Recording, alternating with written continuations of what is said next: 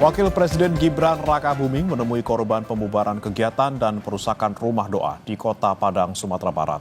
Sementara Menteri Agama Nasaruddin Umar mengecam aksi pembubaran tersebut dan berharap peristiwa serupa tidak terulang. Perusakan rumah doa dan pembubaran kegiatan di Kota Padang, Sumatera Barat mendapat kecaman banyak pihak. Hingga akhirnya Wakil Presiden Gibran Rakabuming menemui korban. Gibran menemui korban ketika sedang menjalani pemulihan trauma di kantor Dinas Sosial Kota Padang. Gibran meminta agar korban anak diberi pendampingan psikologi hingga tuntas. Kunjungan yang berlangsung sekitar 22 menit ini digelar secara tertutup di Aula Dinsos Padang. Wakil Presiden menanyakan korban dari anak kita, ada 2 orang yang masih belum bisa berjalan, 1 orang beliau katakan untuk dibawa ke rumah sakit itu ketiga anak dan mungkin dibiayai oleh negara atau bagaimana sampai sehat supaya anak yang kelas 1 SMP dan kelas 5 SD kembali sekolah seperti biasa walaupun mungkin pakai kursi roda. Pembubaran kegiatan dan perusakan rumah doa disertai kekerasan di Padang, Sumatera Barat pada 28 Juli lalu dikecam banyak pihak, termasuk Menteri Agama Nasaruddin Umar yang mengecam aksi pembubaran itu dan berharap peristiwa serupa tidak terulang.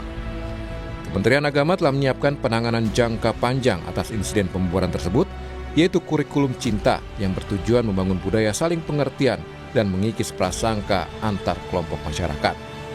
Saya berharap itulah peristiwa yang terakhir ya, kejadian di Indonesia, tetapi ini obsesi kami, kesalahpahaman dan sebagainya. Itu sudah harus dihentikan. Maka itu Kementerian Agama punya falsafah tersendiri. Kalau seperti ini kejadiannya tidak, jangan-jangan nanti akan ada lagi. Maka itu kami selaku Menteri Agama mencari pendekatan lain dengan cara memperkenalkan kurikulum cinta. Kurikulum cinta ini secara mendasar akan kita obsesikan untuk menghilangkan segala bentuk prasangka, kecurigaan, dan juga kesalahpahaman antara satu sama lain.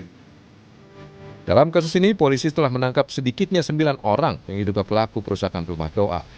Penangkapan terduga pelaku dilakukan berdasarkan sejumlah video yang beredar di media sosial.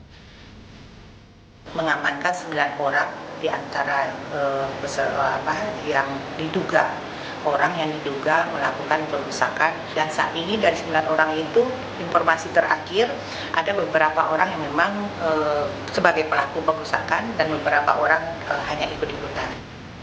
Kementerian Agama sudah bertolak ke Pemkot Padang untuk mengumpulkan data terkait peristiwa perusakan rumah doa. Kata Menteri Agama, kejadian serupa bisa terulang jika tidak dicegah secara sistematis. Tim Liputan Kompas TV.